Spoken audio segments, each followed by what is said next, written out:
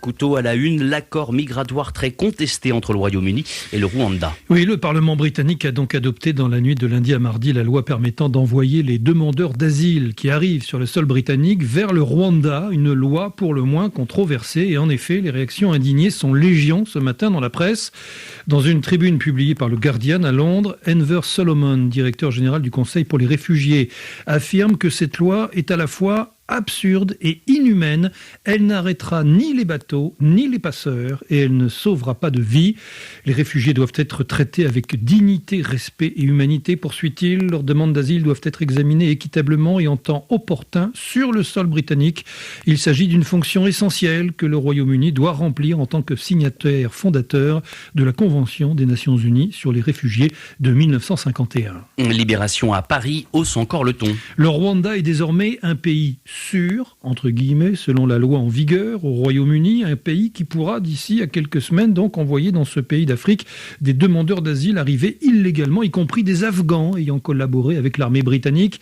C'est dire le degré d'inhumanité atteint par certains États quand ils se sentent pris d'assaut par des femmes et par des hommes qui cherchent à fuir la misère et la guerre. C'est dire surtout, s'exclame encore Libération, le gouffre dans lequel s'enfonce le Parti conservateur qui non seulement a menti aux Britanniques pour mieux leur faire approuver un Brexit qu'ils sont nombreux à regretter aujourd'hui, mais qui continue encore à s'acharner à transformer le Royaume-Uni en forteresse pour mieux régner sur ce qui lui reste de puissance. La grande hypocrisie européenne, dénonce Lacroix, toujours en France. En créant la possibilité d'une expulsion des migrants illégaux vers le Rwanda, la Grande-Bretagne ne fait que pousser à l'extrême une tendance des pays européens à faire traiter la gestion des migrants par des pays tiers, Turquie, Tunisie ou encore Albanie.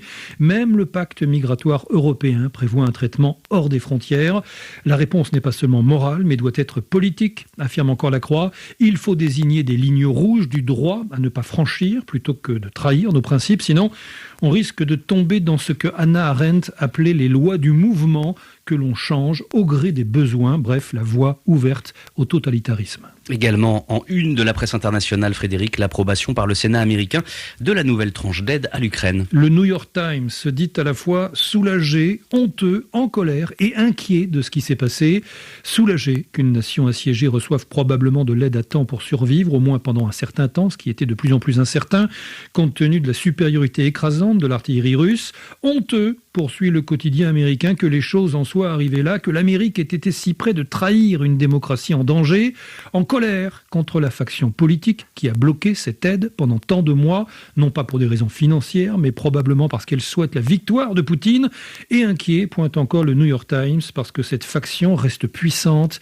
Une majorité de républicains à la Chambre des représentants a voté contre l'aide à l'Ukraine et pourrait encore condamner l'Ukraine dans les années à venir. Enfin, c'est à lire dans Le Temps, à Genève, ce point de vue sur l'inefficacité des sanctions économiques envers la Russie. Oui, ce type de représailles destiné à affaiblir économiquement un pays pour le faire plier a révélé toutes ses limites parce que des régimes autoritaires tels que ceux de Vladimir Poutine ou des mollahs iraniens accordent peu d'importance au sort de leur population. De plus, souligne Le Temps, la Russie trouve aisément la parade pour écouler sa production de pétrole à bas prix en Chine ou encore en Inde, dopant au passage la compétitivité de ces pays au détriment de l'industrie occidentale.